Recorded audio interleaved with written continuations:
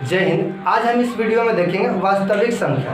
और हम आप लोगों को बता दें कि इससे पहले वाला जो वीडियो था उसमें हम कुछ पॉइंट्स को पढ़ लिए जिसमें पॉइंट्स लिखा हुआ है, जैसे कि प्राकृत संख्या पढ़ लिए थे, पूर्ण संख्या पढ़ लिए थे, पूर्णांक संख्या पढ़ लिए थे, अभाज्य संख्या पढ़ लिए थे और उसके बाद भाज्य संख्या पढ़ लिए थे। इसके बारे में फिर से हम एक बार रिवीजन कर लेते हैं। और देखिए, प्राकृत संख्या हम उस संख्या को कहते हैं जहाँ से 1 से स्टार्ट होता है, यानी कि गिनती के संख्या को हम लोग प्राकृत संख्या कहते हैं। और जैसे में लिखा हुआ 1 2 3 डॉट डॉट और वह अनंत तक जाएगा, उसको हम क्या कहेंगे? प्राकृत संख्या।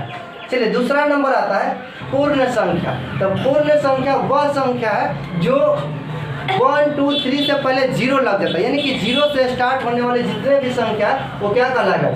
पूर्ण संख्या कहलाएगा। जैसे कि 0 1 2 3 और उसके बाद क्या कहाँ तक जाएगा?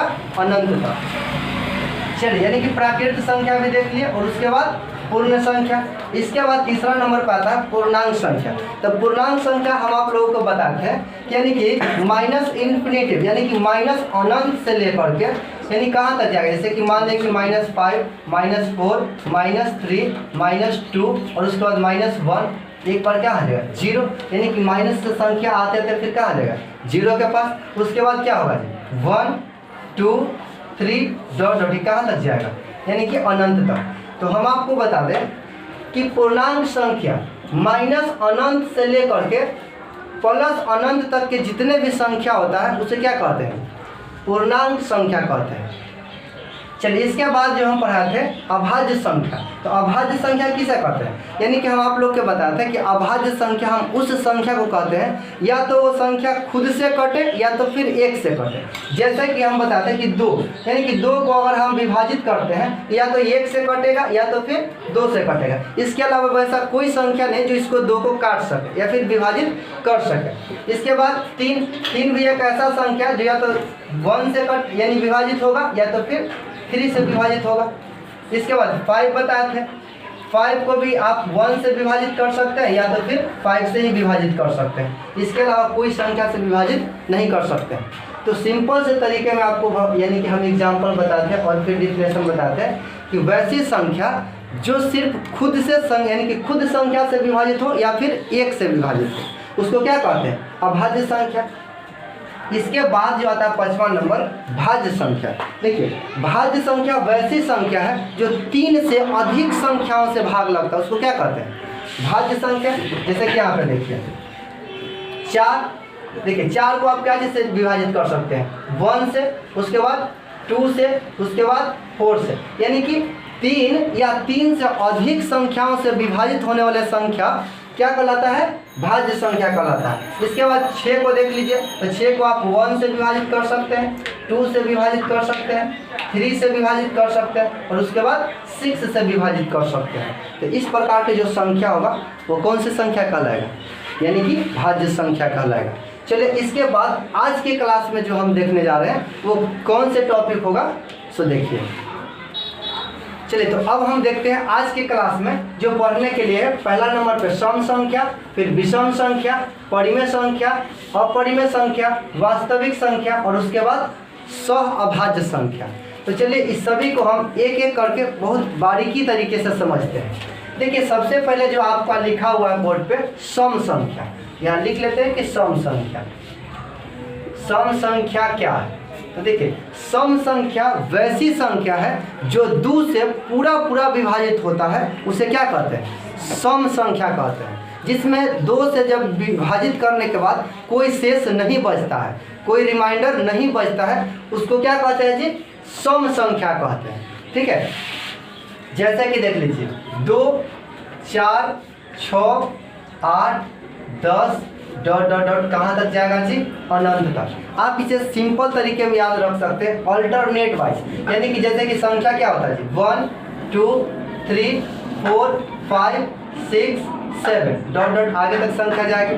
देखिए, पहला वाला को हम नहीं लिखे, दूसरा को लिख लिए, फिर इसको नहीं लिखे, इसको लिख लिए, फिर इसको नहीं लिखे, इसको फिर लिख लिए। यानी कहने का मतलब एक को नहीं लिखे, दूसरा को अगर लिख लेते हैं, फिर एक को नहीं लिखे, फिर उसके बाद अगले वाले संख्या को लिख लेते हैं। ठीक ना, जो 2 से पूरा पूरा विभाजित हो जाए, जैसे कि 2 और 2 में हमें भाग देना है तो 2 से लगाएंगे, सॉरी 1 बराबर कितना लगाएंगे तो क्या होगा, पूरा पूरा कट गया ना, शेष कितना बचा 0। इसके बाद वाला संख्या यानी कि 2 से हमें विभाजित करना है, कितना है 4 में, तो 2 दूना के 4, कितना है शेष 0। तो इस प्रकार यानी कि जब विभाजित करने पर यानी 2 से जब किसी संख्या में हम भाग लगाते हैं और उसका शेष 0 बचता है, वह कौन सी संख्या आता है जी, सम संख्या आता है। कोई दिक्कत यहाँ तक नहीं। चलिए इसके बाद हम देखते हैं विषम संख्या। सम संख्या आप लोग समझ गए होंगे, इसके बाद देखते हैं विषम संख्या।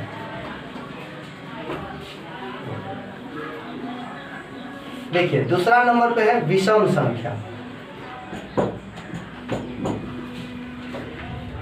अब विषम संख्या यानी वैसी संख्या जो 2 से पूरा पूरा विभाजित नहीं होता है, उस संख्या को क्या कहते हैं, विषम संख्या कहते हैं।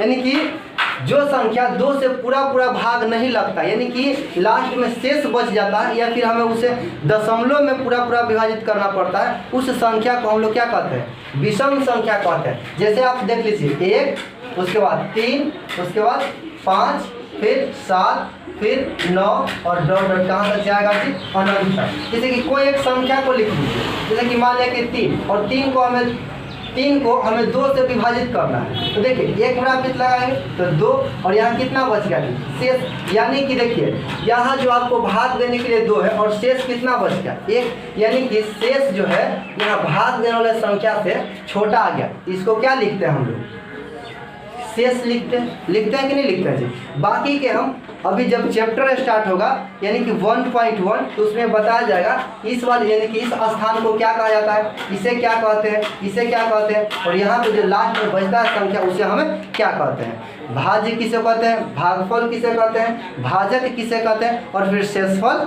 किसे कहते हैं या फिर शेष किसे कहते हैं।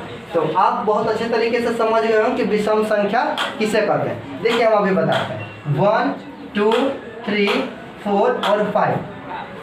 सबसे पहला संख्या को लिखें, दूसरा को आप छोड़ दिए, फिर उसके बाद संख्या को लिखें और उसके बाद पहला संख्या को लिख लिए, दूसरा संख्या के छोड़ दिए, उसके बाद फिर से संख्या को लिख लिए और उसके बाद फिर छोड़ दिए, फिर उसके बाद संख्या को लिख लिए। यानी कि जब शुरुआत से संख्या को लिखना स्टार्ट करते हैं तो जब सबसे पहले संख्या स्टार्ट होता है, जैसे कि 1 से संख्या स्टार्ट होता है और 1 से संख्या स्टार्ट होने वाले को क्या कहते हैं जी, प्राकृत संख्या। तो जब प्राकृत संख्या में 1 से स्टार्ट होता है तो 1 क्या है जी, विषम संख्या। क्या है जी, विषम संख्या है। इसके बाद 2 नहीं, फिर 3 क्या है, विषम संख्या है, विषम संख्या। उसके बाद 5 क्या है, विषम संख्या।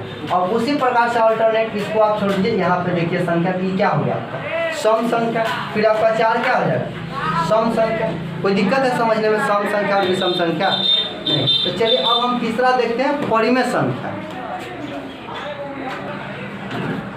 अब देखिए तीसरा नंबर आपका क्या है, परिमेय संख्या पढ़ने के लिए। परिमेय संख्या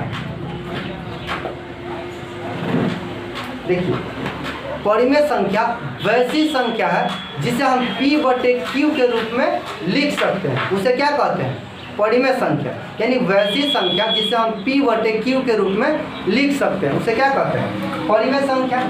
अब देखिए यानी P और बटे में क्या है, Q।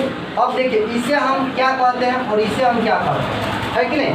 तो P यानी कि ऊपर वाले संख्या को क्या कहते हैं, अंश कहते हैं। क्या कहते हैं जी, अंश। और नीचे संख्या लिखा उसको क्या कहते हैं, हर कहते हैं। यानी कि जब हम कोई संख्या को यानी कि अंश और हर के रूप में लिख सकते हैं उसे क्या कह सकते हैं, परिमेय संख्या कहते हैं। ठीक है, सिंपल से साधारण तरीके से आप परिभाषा याद रखिए। जिस संख्या को हम P/Q के रूप में लिख सकते हैं उसे हम क्या कहते हैं, परिमेय संख्या कहते हैं। सिंपल सा परिभाषा है कि नहीं, आप ही लोग बताइए। वैसी संख्या जिसे हम P/Q के रूप में लिख सकते हैं उसे क्या कहते हैं, परिमेय संख्या। जैसे देखिए, जैसे में आप देख लीजिए 5 क्या है, एक संख्या है, इसे हम P/Q के रूप में अपने मन से 1 लिख सकते हैं कि नहीं लिख सकते, तो P/Q के रूप में आया कि नहीं आया। चलिए उसके बाद मान लीजिए कि 2/3, देखिए इसको हम अंश कहेंगे, क्या कहेंगे जी, अंश। और नीचे को क्या कहेंगे जी, हर। यानी क्या बताइए, ये आपका 2/3 था, ये तो खुद से पहले ही से P/Q के रूप में है, इसे हम परिमेय संख्या कह सकते हैं। अब मान लीजिए कि सिर्फ 7 दिया हुआ। क्या दिया हुआ जी? 7। तो देखने में तो लग रहा है कि तो 7 है, यानी प्राकृत संख्या या पूर्ण संख्या में क्या है, लेकिन हम इसे इसके बटा में 1 लिख सकते हैं ना, फिर उस संख्या के बराबर आ जाएगा डिवाइड होने के बाद। तो देखिए ये p/q के रूप में हम इसे लिख सकते हैं। तो ये कौन सा संख्या कहलाएगा? परिमेय संख्या कहलाएगा कि नहीं कहलाएगा? चलिए आप परिमेय संख्या को भी समझ गए। अब इसके बाद अपरिमेय संख्या, उसको आप समझिए। देखिए यहाँ पे समझाते हैं। कितना नंबर आपका पॉइंट से? 4 नंबर। यानी कि परिमेय संख्या जो है बहुत अच्छे तरीके से समझ गए हैं। तो अपरिमेय संख्या जस्ट इसका विपरीत है। क्या जी? जस्ट इसका विपरीत। अब देखिए इसको हम अपरिमेय संख्या में क्या लिख सकते हैं? पहले लिख लीजिए अपरिमेय संख्या। आप अपरिमेय संख्या को बहुत अच्छे तरीके से समझिए।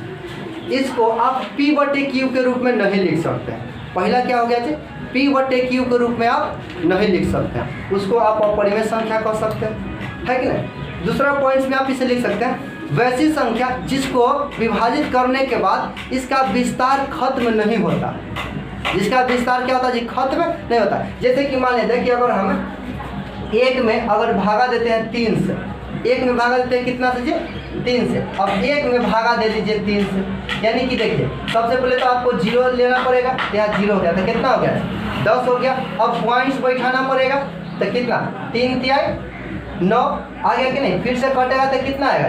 1। यानी कि पूरा काटते रहो, पूरे 2-3 दिन 4 दिन 10 दिन तक, जब तक आपका मियाज थक न जाए उस समय तक आप विभाजित यानी कि विभाजित करते रहिए, भाग लगाते रहिए। लेकिन ये कटेगा जी नहीं, इसका दशमलव प्रसार रुकवे नहीं करता। इस संख्या को हम क्या कह सकते हैं बताइए? अपरिमेय संख्या कह सकते हैं। क्या कहेंगे जी? अपरिमेय संख्या। तो देखिए 2 पॉइंट्स आप याद रखिए। वैसी संख्या जिसे हम p/q के रूप में नहीं लिख सकते, उसे हम अपरिमेय संख्या कहते हैं। दूसरा में आप वैसी संख्या जिसका विभाजित करने पर, यानी कि जब हम उसे विभाजित कर रहे हैं किसी संख्या से तो उसका दशमलव प्रसार कभी नहीं खत्म होता है, उसे क्या कहते हैं? अपरिमेय संख्या कहते हैं, है कि नहीं? चलिए रूट में जो जिसका वर्गमूल, और थोड़ा सा समझ लीजिए। देखिए और पॉइंट से, जैसे कि √2 जिसका वर्गमूल पूरा पूरा नहीं निकलता, जैसे कि √2, √5, √3, √7, है कि नहीं? इस प्रकार के संख्या जो रूट से पूरा पूरा बाहर नहीं निकल पाता है उसे हम क्या कहते हैं? अपरिमेय संख्या। जैसे कि √9 कितना जी? √9। अब इसका वर्गमूल आप निकाल सकते हैं। जैसे कि 9 का अगर हम एलसीएम निकालेंगे तो 3 से निकालेंगे तो 3, और 3 से निकालेंगे तो ये जोड़ा लगने के बाद यानी कि वो बाहर चले आता है। तो √9 का वर्गमूल कितना होगा? 3 होगा। कोई दिक्कत? इससे पहले क्लास में हम पढ़ा चुके हैं कि वर्गमूल और घनमूल क्या होता है कि नहीं? तो वर्गमूल समझ में आ गया। तो जिसका जिस संख्या का वर्गमूल पूरा पूरा निकल कर बाहर आता है उसे हम क्या कहते हैं? यानी कि जिसका निकल करके बाहर है तो परिमेय संख्या के रूप में आ जाएगा। लेकिन जिसका रूट से बाहर नहीं आता है उसको क्या कहते हैं? अपरिमेय संख्या। कोई दिक्कत है तो बताइए। यानी कि आप अपरिमेय संख्या को भी समझिए। चलिए इसके बाद हम देखते हैं कौन सी संख्या? 5वां नंबर, यानी कि वास्तविक संख्या। क्या जी? 5वां नंबर वास्तविक संख्या। 5वां नंबर को बहुत अच्छे तरीके से समझिए। वास्तविक संख्या आप देख रहे हैं, आपका चैप्टर का ही नाम है वास्तविक संख्या और रियल नंबर, है कि नहीं? वास्तविक संख्या हिंदी में कहते हैं और फिर इसे इंग्लिश में क्या कहते हैं? Real number. तो अब आकर के यहाँ 5वां नंबर पॉइंट्स में मिला है वास्तविक संख्या क्या है। इससे पहले आपके मन में डाउट आ रहा कि हम पूर्ण संख्या, पूर्णांक संख्या, प्राकृत संख्या और सम संख्या, विषम संख्या, सारे संख्या को पढ़ें, लेकिन जो चैप्टर का नाम उस संख्या कब पढ़ेंगे? तो आ गया आपके सामने, ठीक है? अभी तक जितने संख्या, जैसे कि प्राकृत संख्या, पूर्ण संख्या, पूर्णांक संख्या, सम संख्या, विषम संख्या, परिमेय संख्या, अपरिमेय संख्या, पढ़े कि नहीं पढ़े? उस सभी के समूह को हम लोग वास्तविक संख्या कहते हैं। आया समझ में? यानी कि जितने भी इससे पहले, यानी अभी तक जितने भी संख्या पढ़े उसे क्या कहेंगे?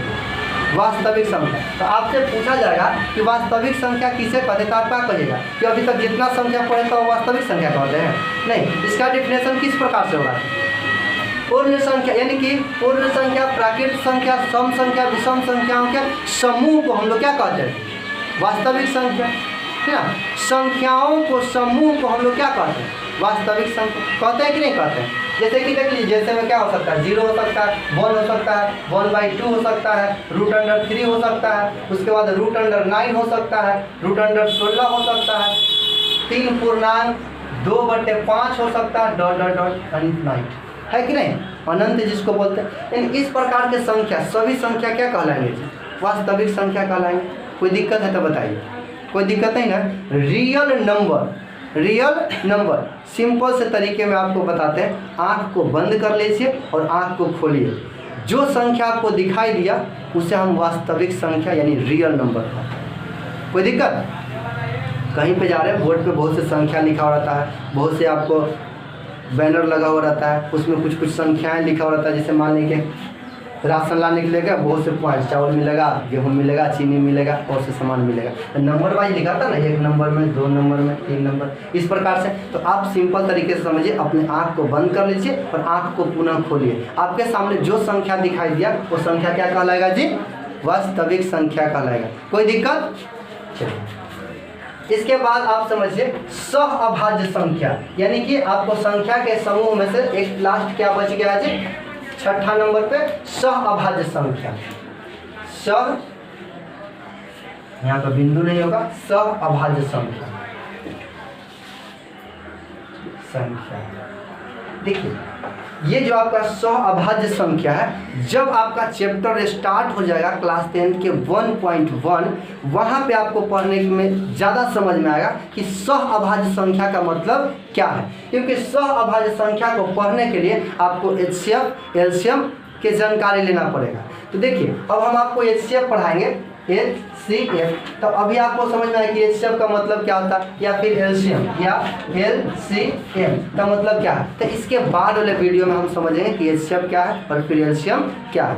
आज समझिए, सहअभाज्य संख्या हम उस संख्या को कहते हैं जिसका HCF 1 आता है, जिसका HCF कितना आता है जी, 1 आता है। जब दो संख्याओं का मौसा मतलब HCF, मौसा को हिंदी में कहते हैं, और हिंदी का इसको इंग्लिश रूपांतरण क्या है, HCF शॉर्ट में, ठीक ना, हाईएस्ट कॉमन फैक्टर, ठीक है, इसको पूरा फुल फॉर्म है। तो आप इतना समझिए, सहअभाज्य संख्या, ठीक ना, जब दो संख्याओं का मौसा 1 आता है उसको हम सहअभाज्य संख्या कहते हैं। जैसे कि आपको बताते हैं 2 और 3 है कि नहीं, उसके बाद कितना, 5 और फिर 7, उसके बाद 11 और फिर 13, इस प्रकार की जो संख्या है सहअभाज्य संख्या। अब ये संख्या को प्रूफ करके कब देखेंगे, जब हम दोनों को मौसा निकालने के लिए सीख जाएंगे तब, ठीक है। आई होप्स कि आप सभी बिंदु यानी कि जितने भी ये सब आपको पॉइंट्स पढ़ाया गया है, जैसे कि प्राकृत संख्या, पूर्ण संख्या, परिमेय संख्या, परिमेय संख्या, वास्तविक संख्या, आप बहुत अच्छे तरीके से समझ गए होंगे। बाकी के हम नेक्स्ट वीडियो में पढ़ेंगे कि HCF क्या है, LCM क्या है, ठीक है। इसके बाद और से आपके क्वेश्चन आएंगे, सिद्ध करें कि √3 का परिमेय संख्या, परिमेय संख्या को पहचाने और परिमेय संख्या को पहचाने, दशमलव प्रसार को पहचाने, यानी कि चुनना है कि दशमलव प्रसार शांत है या फिर अशांत है। तो उस सभी पॉइंट्स को हम बारीकी तरीके से पढ़ेंगे जो नेक्स्ट वीडियो में आएंगे। चलिए इसके बाद अब हम मिलेंगे नेक्स्ट वीडियो में, तब तक के लिए